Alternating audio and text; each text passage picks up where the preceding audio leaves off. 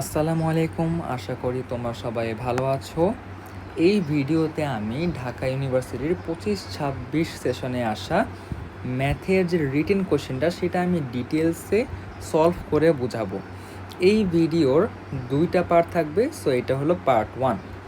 প্রথম কোশ্চেনটা আমরা দেখি। প্রথম কোশ্চেনে আমাদের বলছে 27x² প্লাস 6x মাইনাস এখানে আসছে p+2 ইকুয়াল টু 0। এইটা বলছে অ্যান্ড আরেকটা শর্ত আমাদের দিয়ে দিয়েছে, সেটা হচ্ছে একটা মূল আরেকটা মূলের বর্গ। একটা মূল যদি আলফা হয় তাহলে আরেকটা মূল কী হবে? Alpha square.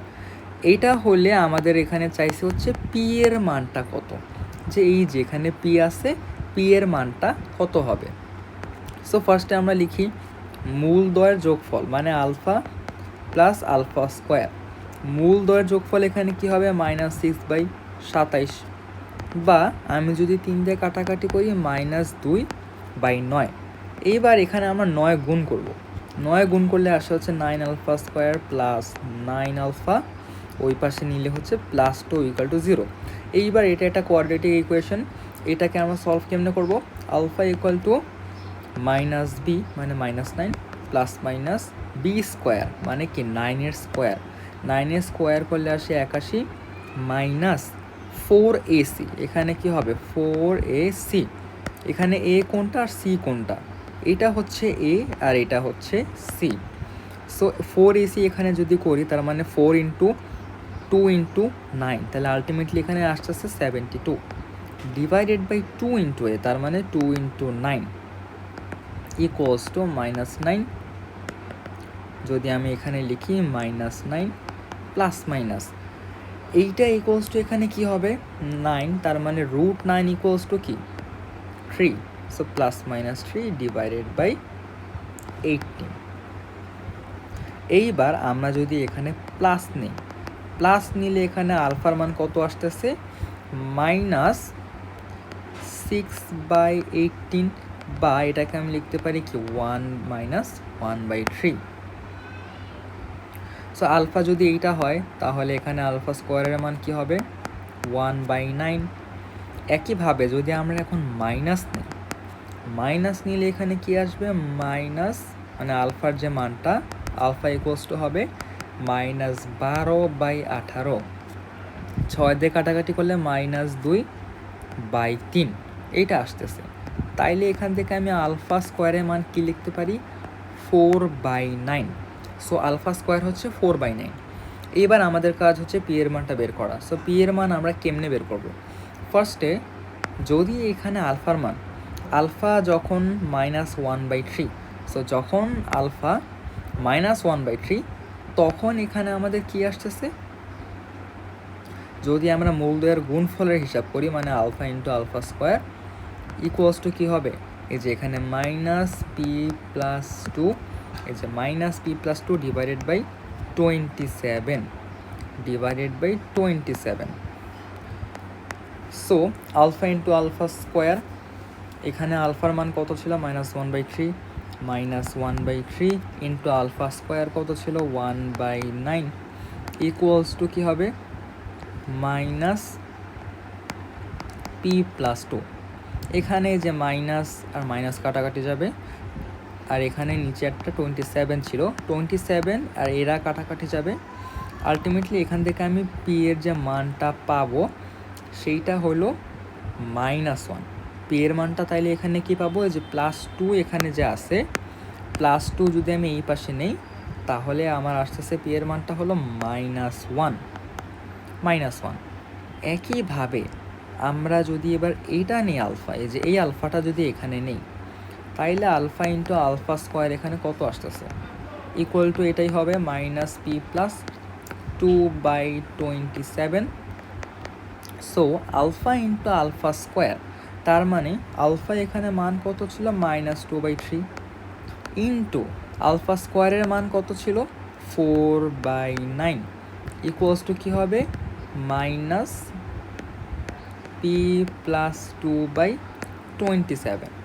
27 আর 27 কাটা, এখানে হচ্ছে মাইনাস আর মাইনাস প্লাস হয়ে যাবে, এখানে আসে 8, তার মানে আলটিমেটলি এখানে পি এর মানটা কত আসতেছে?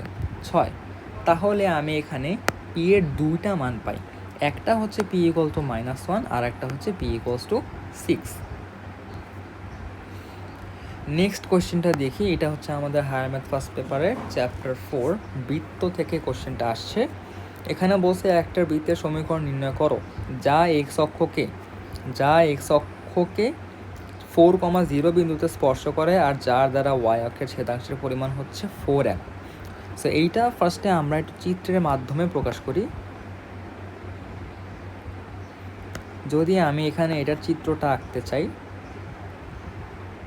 শর্ত অনুযায়ী আমাদের এখানে কি বলছে যে বৃত্তটা এখানে 4, মানে এক্স অক্ষকে 4,0 বিন্দুতে স্পর্শ করে আর হচ্ছে ওয়াই অক্ষকেও কি একটা নির্দিষ্ট পরিমাণ অংশ ছেদ করে।